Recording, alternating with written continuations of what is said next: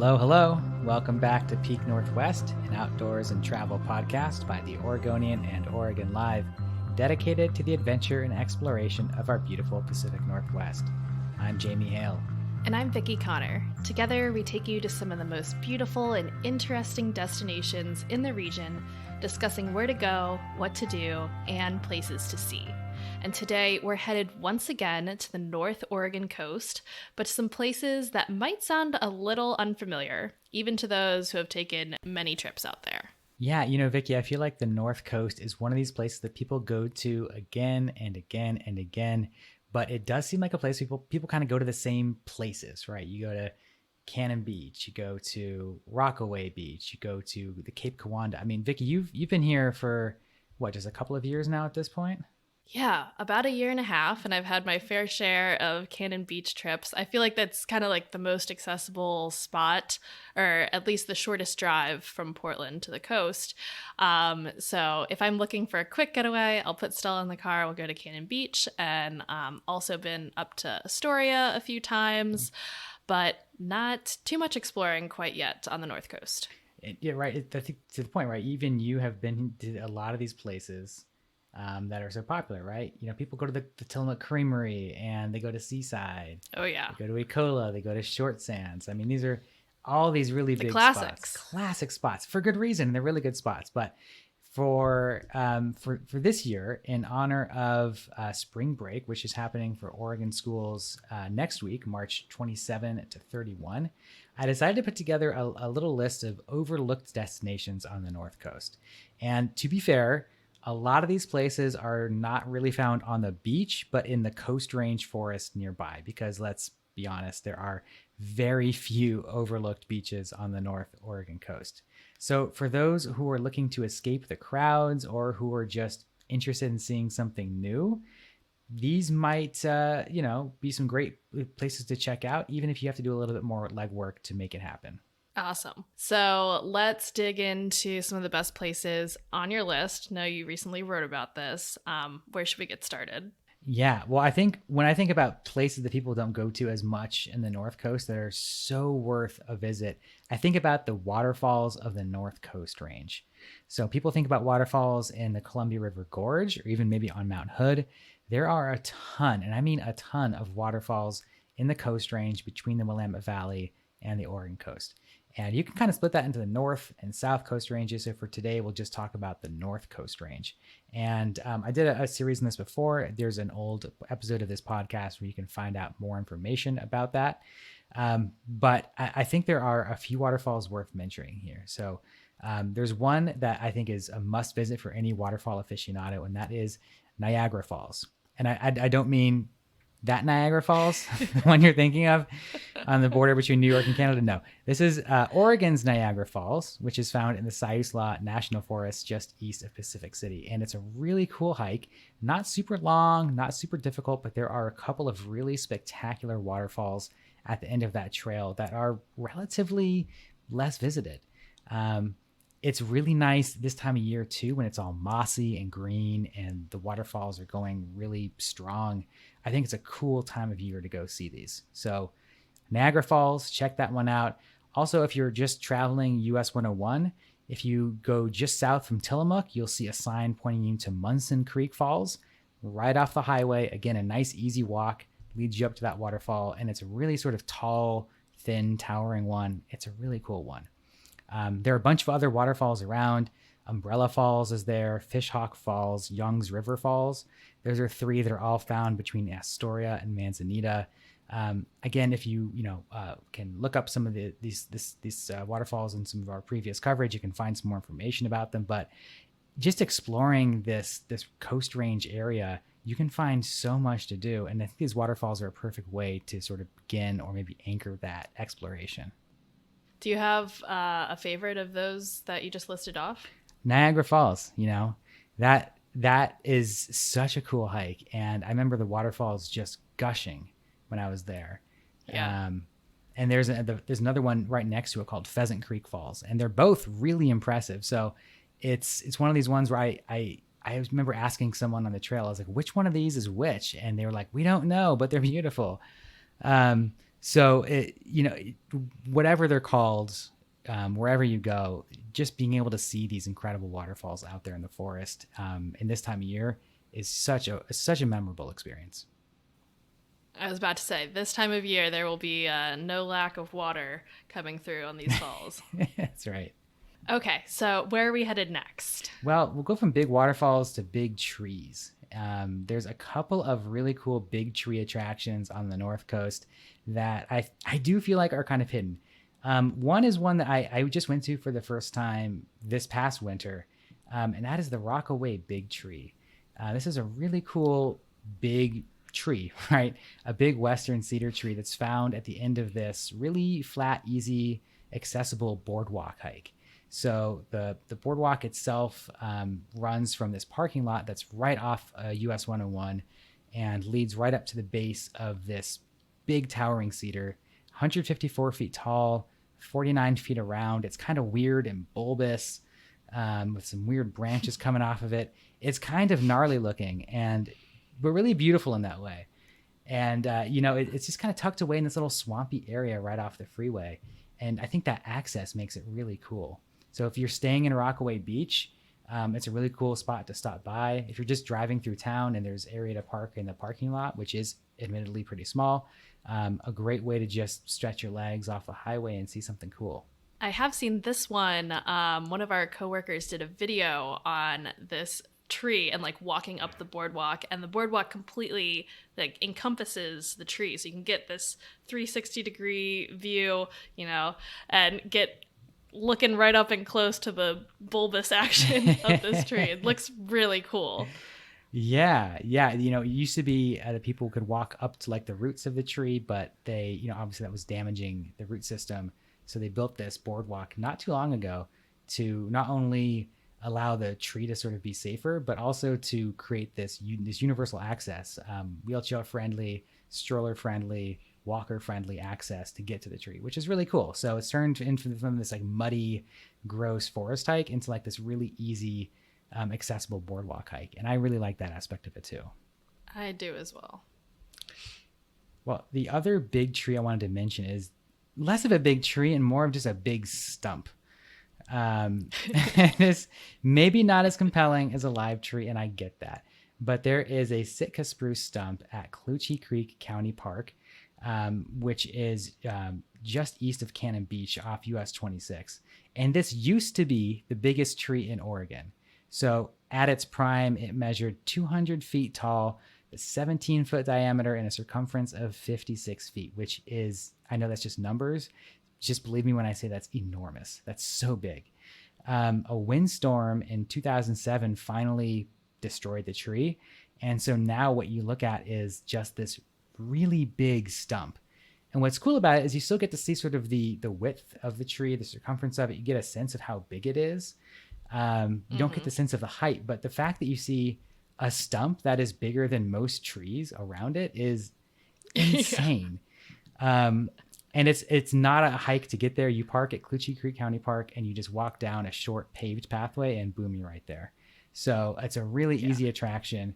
If you're taking 26 out to Cannon Beach, it's a perfect place to just stop off again, stretch your legs, take your dog out, see something cool. I love with these really, these really huge trees. It makes you just walk up and wonder, like, how old is this thing? Like, it is huge. It must be, I have no idea, like centuries old. Yeah, for real. I mean, these have been around since, long before any of the white settlers were here, centuries before that. I mean, if you want to put it on like par of human history, we're talking about, 1400s, 1300s, that kind of stuff. So these trees are multiple centuries old. And that's really cool. It really puts you into perspective.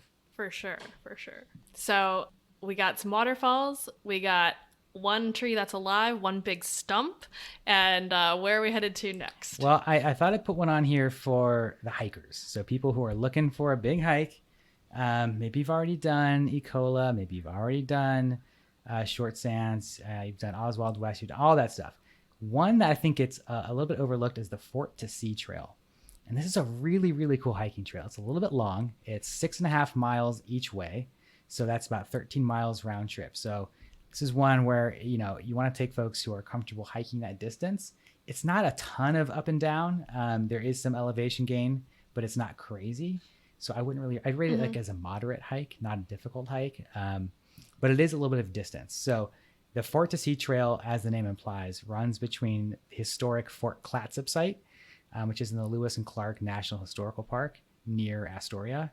And it runs through the forest, through some farmland, underneath 101, over a lake, through kind of the sandy dune area, and emerges at Sunset Beach. And it is a really cool experience hiking that whole thing. That is definitely a lot of variation of things you are seeing along this trail. Yeah, farmland under the highway. You're gonna see it all, it sounds like. Yeah, and that's it's sort of meant to mimic the experience of the Lewis and Clark expedition as they hiked from their fort that they built, Fort Clatsop, out to the ocean. They were mining some salt, that sort of thing.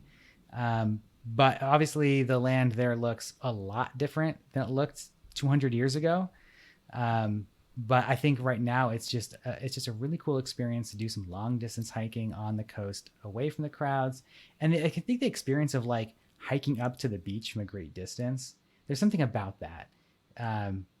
Emerging from a long hike off into the ocean. I love that experience. When I did this, I just sat down on a dune and ate lunch and sort of enjoyed the cool mist in my face before turning around and hiking back into the woods. Just such a cool experience. I mean, you can do a car on either side of this, one at the fort, one at the beach. But on a busy day, I never like to recommend people take up 2 parking spaces. But that is something you can do. Another thing to note about this is that folks who do want to park at the Lewis and Clark historical site do need to pay $10 or have a valid public lands pass, whereas parking at Sunset Beach is free. So something to consider when you're there. I love hiking from the fort out to the ocean. I think that's a better way to do it, but you do need to have some kind of lands pass in order to make that happen. Got it.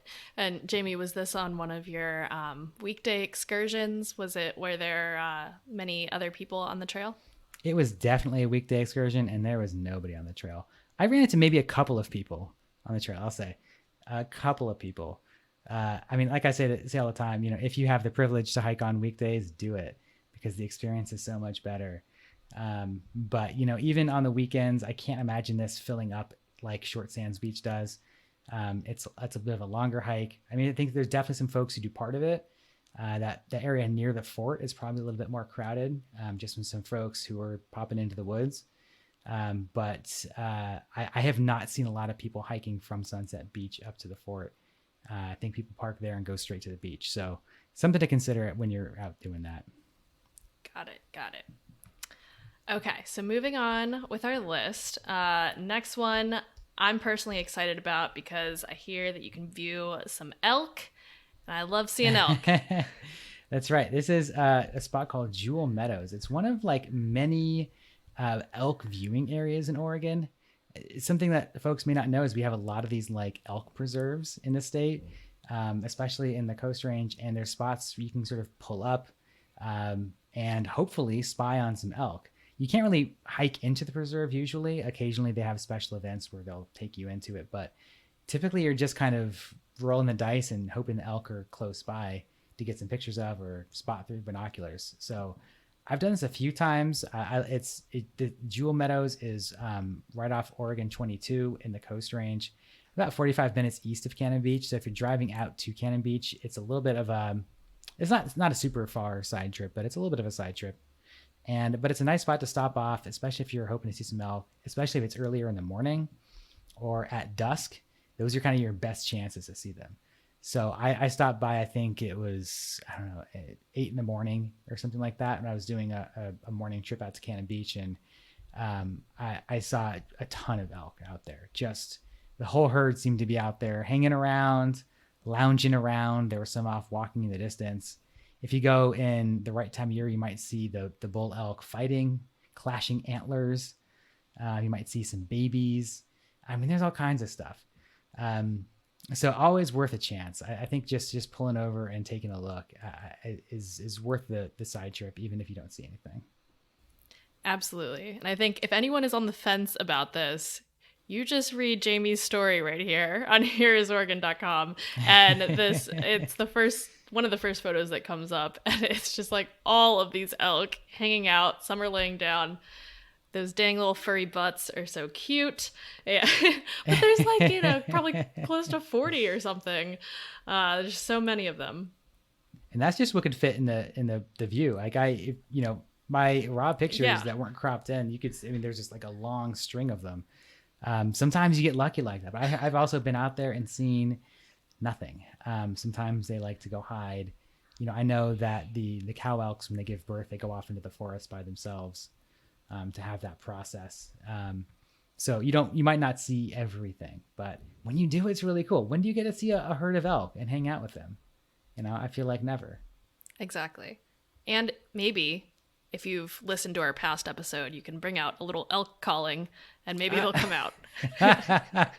I would love to go out there with an actual elk caller and just see what happens. I would be very happy if they all just like ran out of the woods somewhere and just showed up. Oh my gosh. Okay, so we got some elk. What is next on our list here? Well, I just have one more I wanted to share from this list. And this is a spot that I've talked about here before many times. It's one of my favorite little spots on the coast. So it may be getting a little less overlooked. I'm not exactly sure.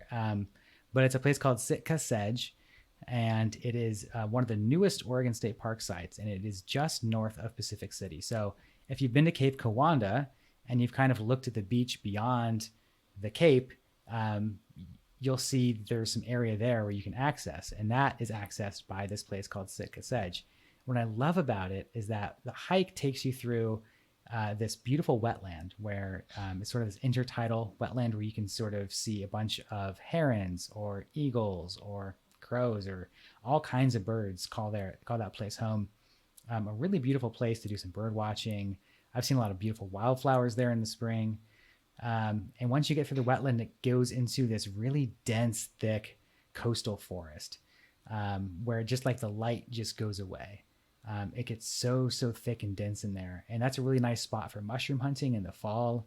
I found a bunch of mushrooms in there before. And once you sort of walk your way through this little tunnel of brush, it emerges through the dunes out onto the beach. And again, this is just north of Pacific City. So look down the beach, you can see the Pacific City haystack rock off in the distance. You can see Cape Kiwanda. And it's a beautiful beach that you can walk for a pretty good amount of time. So you get that wetland, forest, beach experience, and it's not a super long hike and it's not very difficult. So it's a really cool place to see the varied ecosystems that exist on the North Coast. Yeah, I feel like Sitka Sedge has come up in a few of our episodes now, and I definitely remember it being featured in our episode about bird watching as a great place to see a variety of different birds. So it sounds super cool. Yeah, I think it's maybe a little less popular because it doesn't give you that easy beach access. Like if people think about, Right. Well, they're going to the beach, you want to park, walk over a dune, and you're there. And that's most of the case, that's what it is. Sitka Sedge makes you work for a little bit longer, but that work is actually just an exploration of some beautiful natural environments. And so I feel like it's completely worth it. And your little walk in the end is rewarded by this gorgeous beach. So I highly recommend that to anyone in that area. Just a really special spot. Awesome. So we just went through a good little list of overlooked places on the North Coast. Between these different spots, are there any other, just little roadside attractions or any places to eat or things like that you would recommend, Jamie? Oh man, there's so many good spots to eat. I've done some serious research on fish and chips before. Folks who listen to the pod may know about this. So there are some great fish and chip spots up there. There's one in Astoria. I'm gonna have to look up the name. There's one in Astoria called Ship Out that is phenomenal. It's one of my favorite fish and chip spots on the coast. I recently went to a new one for me called Riverside, and that's in Nehalem. Really cool spot as well. Old Oregon Smokehouse. There's one in Tillamook. There's also one in Rockaway Beach. Both are really good spots. So can recommend fish and chips for folks out there. Obviously, Tillamook Creamery is insane with crowds pretty much all the time. But if you catch it on a slow time, you can get an ice cream cone. Check out the gift shop or watch the cheese making process. That's always cool. And folks can go to the other cheese factory down the road from Tillamook and see some farm animals and get some cheese and ice cream that way. So lots of good options up there. I think what I constantly preach to people when they're going to these places is check out a spot you haven't been to before. It's so easy to get into the habit of going to the same places again and again and again. But I am a firm believer that having new experiences, seeing new places, it makes your life feel a little bit longer. It makes it sort of extends your experience of life and gives you some fresh perspective on things. So maybe consider skipping Haystack Rock this time and checking out some Coast Range waterfalls instead. And maybe instead of just going to Cape Kiwanda and Pelican Brewing, go to the other side of Cape Kiwanda and check out some fresh beach and do some bird watching. I love that as kind of a theme, if you are looking for a place for spring break, like make this an entire theme of your trip out there. You go to several new spots, you eat somewhere brand new, maybe you try a dish that you haven't tried before and you make it this completely new to you experience. Absolutely. That the adventure and newness brings such a great variety and joy to life, I think. Could not agree more. Well, folks, that is all we have for today. I hope you have a happy spring break for those who are able to take one. Until next time, you can watch our videos on the Oregonians YouTube channel and view all of our travel and outdoors coverage on OregonLive.com/travel, as well as HereIsOregon.com. Please leave us a rating or review if you enjoy the show. And if you want to support this podcast as well as our local journalism, please consider a subscription to Oregon Live. You can find details at OregonLive.com/pod support. Also, if you're a fan of the show and you are interested in potentially sponsoring it, you can get in touch with our marketing people at advertise@Oregonian.com. This episode of the show was produced by me, Vicki Connor, alongside Jamie Hale, Andrew Thien, and Elena Neal Sachs. Stay safe and happy travels, everyone. Until next time, we leave you with this 10 seconds of Zen.